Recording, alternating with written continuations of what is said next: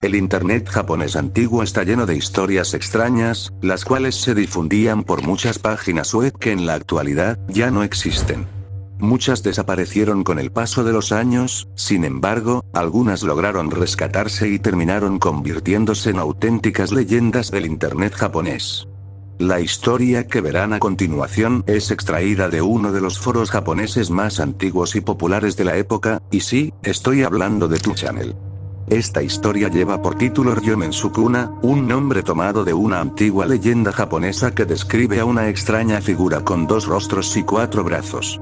Así que a continuación, les dejo con la historia.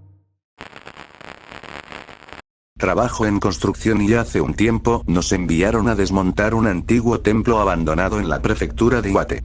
El lugar llevaba años cerrado y prácticamente nadie lo visitaba ya.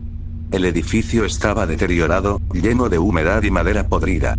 Según nos dijeron, el templo había quedado abandonado después de la muerte del último monje que vivió allí y desde entonces nadie había querido hacerse cargo.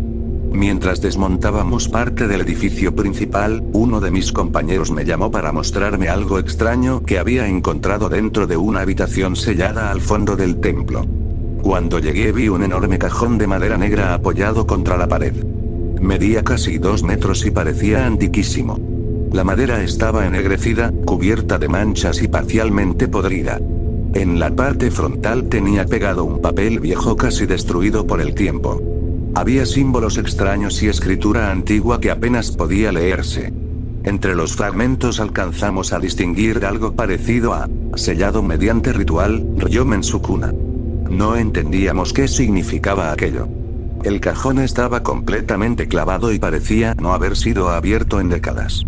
El encargado del lugar nos dijo que intentaría contactar al antiguo responsable del templo para preguntar qué era esa cosa, así que dejamos el cajón dentro de una caseta prefabricada y seguimos trabajando.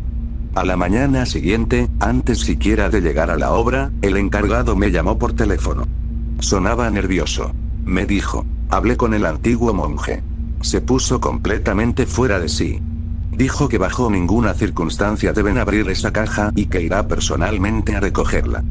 Aquello ya me había dejado incómodo, así que decidí llamar al supervisor de la demolición para avisarle antes de llegar. Pero apenas contestó comenzó a gritarme. 2 trabajadores abrieron el cajón anoche. Sentí un escalofrío inmediato y fui al lugar lo más rápido que pude. Cuando llegué había varias personas reunidas frente a la caseta. Los 2 trabajadores que habían abierto la caja estaban sentados en el suelo completamente inmóviles, mirando fijamente hacia adelante. Parecían en shock. Aunque hablaban japonés perfectamente, no respondían preguntas ni reaccionaban a nada. El supervisor me contó que durante la madrugada ambos habían entrado junto a otros compañeros por simple curiosidad. Habían forzado los clavos y abierto el cajón. Luego me mostró el interior. Dentro había algo parecido a una momia humana. Pero lo verdaderamente horrible era su forma. Tenía 2 rostros unidos a ambos lados de la cabeza, 4 brazos y 2 piernas. El cuerpo estaba encogido y seco, como si hubiera muerto hacía siglos, pero la expresión de ambos rostros seguía siendo aterradora. Parecía una persona atrapada en un dolor insoportable justo antes de morir. Por un momento pensé que debía tratarse de alguna figura falsa o quizá de una persona con una deformidad extrema conservada después de morir, pero aún así había algo en aquella cosa que hacía imposible apartar la mirada. Lo peor era su expresión. Era como si todavía estuviera sufriendo. Mientras intentábamos decidir si debíamos llamar a la policía o trasladar aquello a algún museo, apareció el antiguo monje del templo. Debía tener más de 80 años, pero apenas bajó del vehículo comenzó a gritar con una fuerza aterradora. La abrieron. Abrieron la caja. Nadie respondió.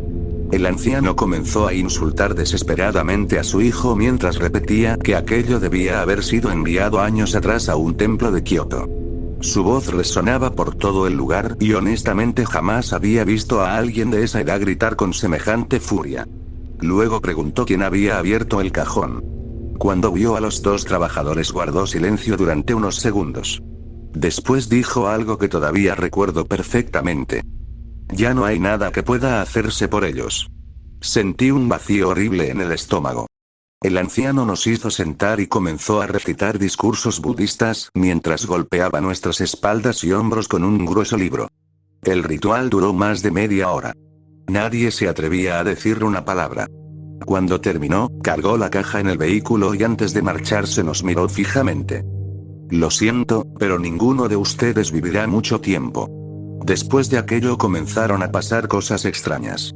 Uno de los trabajadores murió días después de un repentino infarto que los médicos no supieron explicar. El otro terminó internado en un hospital psiquiátrico.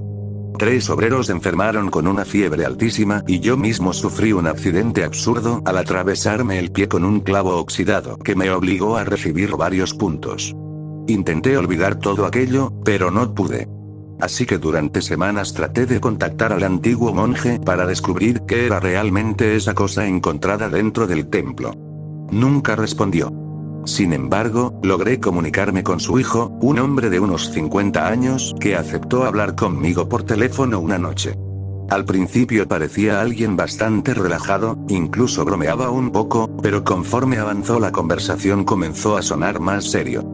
Según él, aquella criatura había sido originalmente un ser humano nacido durante la era Taisho entre 1912 y 1926, con una condición física extremadamente rara. 2 rostros. 4 brazos. De niño había vivido junto a su familia en una comunidad pobre de Iwate, hasta que sus propios padres terminaron vendiéndolo a un espectáculo ambulante donde era exhibido como fenómeno. Años después, una secta secreta liderada por un hombre llamado Mononobe Tengoku se interesó en él.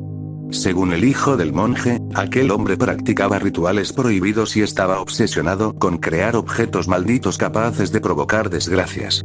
El líder de la secta comenzó a comprar personas con deformidades físicas para utilizarlas en rituales secretos. Entonces ocurrió algo todavía más perturbador.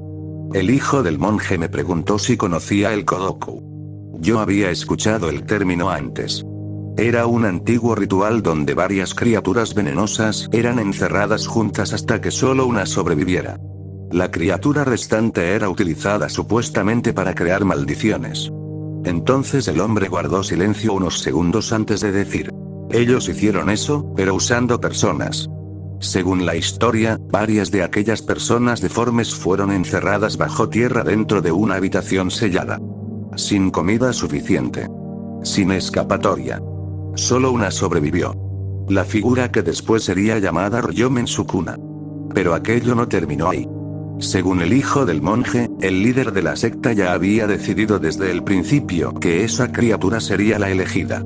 Los demás habían sido heridos deliberadamente antes de ser encerrados, para aumentar las posibilidades de supervivencia de aquella figura de 2 rostros y 4 brazos. Cuando finalmente quedó sola, tampoco la liberaron. La encerraron otra vez. Esta vez completamente sola. Hasta morir lentamente de hambre. Luego conservaron el cuerpo utilizando técnicas similares a las de las momias budistas y lo transformaron en un objeto ritual. Un Buda maldito. La secta comenzó a adorarlo como una especie de deidad oscura capaz de provocar desastres y muerte. Entonces el hijo del monje me contó algo todavía más extraño. Según ciertos documentos antiguos, aquella figura había sido trasladada por distintas regiones de Japón durante la era Taisho, y cada vez que cambiaba de ubicación ocurría algún gran desastre poco tiempo después. Mencionó incendios, inundaciones, explosiones mineras y terremotos. Yo honestamente no quería creer nada de eso. Sonaba absurdo.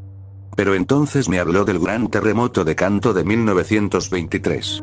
Según él, el líder de la secta se encontraba cerca de la zona del desastre poco antes de que ocurriera el terremoto. La noche anterior se quitó la vida frente a la figura de Ryomen Sukuna. Y antes de morir dejó escrito un mensaje. Japón debe desaparecer. Después de escuchar aquello sentí un escalofrío horrible. Le pregunté entonces qué había ocurrido con la figura después de todo eso. El hombre me dijo que ni siquiera su padre le había contado toda la historia, pero que con el paso de los años la cosa terminó sellada dentro de aquel templo abandonado de Iwate. Entonces recordé algo que el anciano había gritado cuando llegó a la obra. Que aquello debía haber sido enviado a Kioto hacía muchos años.